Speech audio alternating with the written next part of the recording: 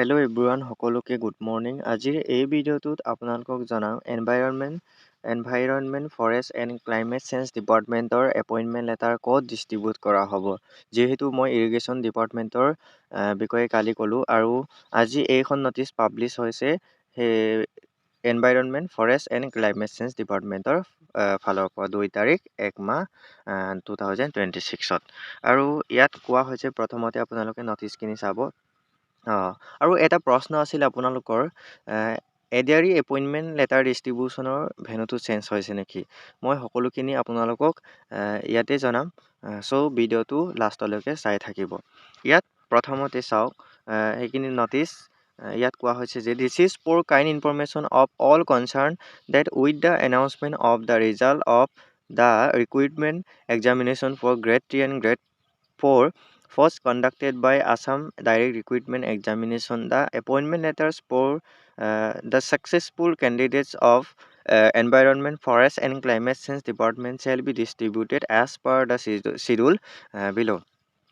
ইয়াত কোৱা হৈছে যে যিসকল কেণ্ডিডেটে গ্ৰেড 3 হওক গ্ৰেড 4 হওক এডিআৰই যোগেদি এই ডিপাৰ্টমেণ্টত নিযুক্তি লাভ কৰিব বা ছিলেক্টেড হৈছে সেইসকলক কোনটো জেগাত আপোনালোকক এপইণ্টমেণ্ট ডিষ্ট্ৰিবিউট কৰা হ'ব সেই বিষয়ে কোৱা হৈছে। প্ৰথমতে চাওক গ্ৰেড 3খিনি।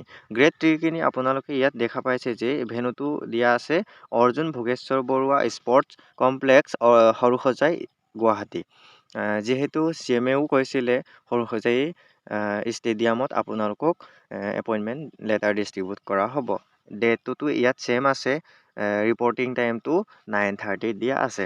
আৰু এতিয়া আহোঁ গ্ৰেড 4খিনি। যিহেতু ইয়াত গ্ৰেড 4খিনি ক'ত দিয়া হ'ব, জ্যোতি বিষ্ণু আন্তৰ্জাতিক কলা। ইয়াত ভালকৈ দেখা নাই, এইটো চাব।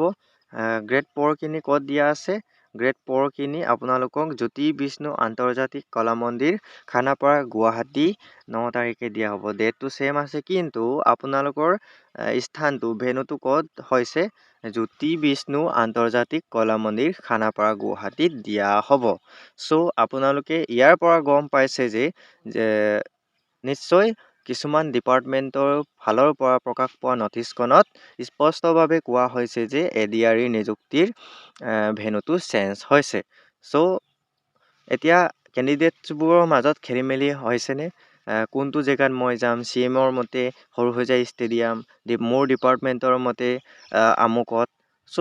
আপোনালোকে সেইখিনি গোটেইখিনি চালি জাৰি চালে আপোনালোকে গম পাব যে যিহেতু ডিপাৰ্টমেণ্টে এনেকুৱা ন'টিচ দিছে, ডিপাৰ্টমেণ্টৰ কোৱা মতে আপোনালোকে যাব লাগিব। আৰু CMে নিশ্চয় সেই বিষয়ে আকৌ ন'টিচ বা আকৌ ফেচবুক পষ্ট বা টুইটাৰ হওক আপোনালোকে চবতে জনাবই চাগে। আৰু মোৰ মতেতো এইটোৱে আছিলে, ডিপাৰ্টমেণ্টে য'ত কৈছে তাতে আপোনালোকে যোৱাটো ভাল। আৰু লগতে ইয়াত যিখিনি কোৱা হৈছে সেই বিষয়ে আপোনালোকক জনাম। ইন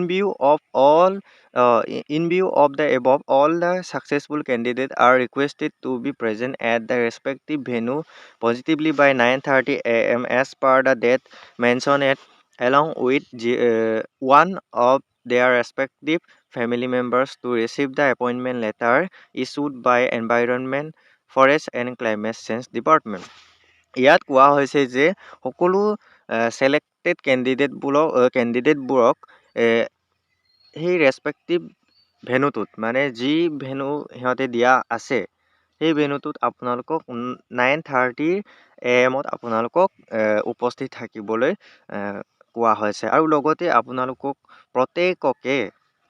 প্ৰত্যেকজনকে নিজৰ ফেমিলি মেম্বাৰ এজনক লগত লৈ এপইণ্টমেণ্ট লেটাৰখন ৰিচিভ কৰিবলৈ কোৱা হৈছে, সেইটো ৰেচপেক্টিভ ডিপাৰ্টমেণ্টৰ ফালৰ পৰা।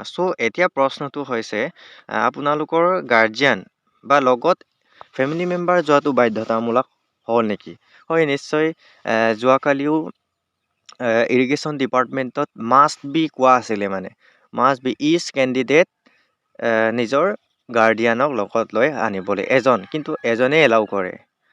আৰু এই ডিপাৰ্টমেণ্টৰ ফালৰ পৰাও জনোৱা মতে সেইখিনি ইয়াত দিয়া আছে, কেণ্ডিডেটে নিজৰ গাৰ্ডিয়ান বা ফেমিলি মেম্বাৰ এজনক লগত লৈ যোৱাটো বাঞ্ছনীয়। মোৰ মতে আপোনালোকে লগত ফেমিলি মেম্বাৰ এজনক লৈ যাব। লৈ নগ'লে একো নাই, কিন্তু ইয়াত কোৱা হৈছে যেতিয়া আপোনালোকে লৈ গ'লে ভাল হ'ব।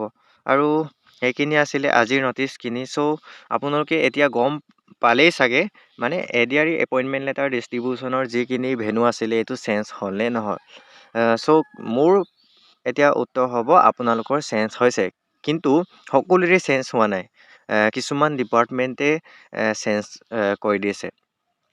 চ' যেতিয়া আপোনাৰ ৰেচপেক্টিভ ডিপাৰ্টমেণ্টে ন'টিছ প্ৰকাশ নকৰে তেতিয়ালৈকে আপোনালোকে মাইণ্ডত আপোনালোকৰ ভাবি নল'ব যেন আপোনালোকৰ এপইণ্টমেণ্ট লেটাৰ ডিষ্ট্ৰিবিউশ্যন ভেনুটো চেঞ্জ হৈছে বুলি। যেতিয়া আপোনাৰ ডিপাৰ্টমেণ্টে প্ৰকাশ কৰিব তেতিয়াহে বিশ্বাস কৰিব, নহ'লে আপোনালোকৰ এপইণ্টমেণ্ট লেটাৰ সৰুসজাই ষ্টেডিয়ামতে দিয়া হ'ব। মোৰ মতেতো প্ৰত্যেকটো ডিপাৰ্টমেণ্টে এনেকুৱা ন'টিছ প্ৰকাশ কৰিবই লাগিব যদি চেঞ্জ হৈছে, যদি নহয় যদি প্ৰকাশ নকৰে চেঞ্জ নহয় আৰু। চ' এইটোৱে আছিলে আজি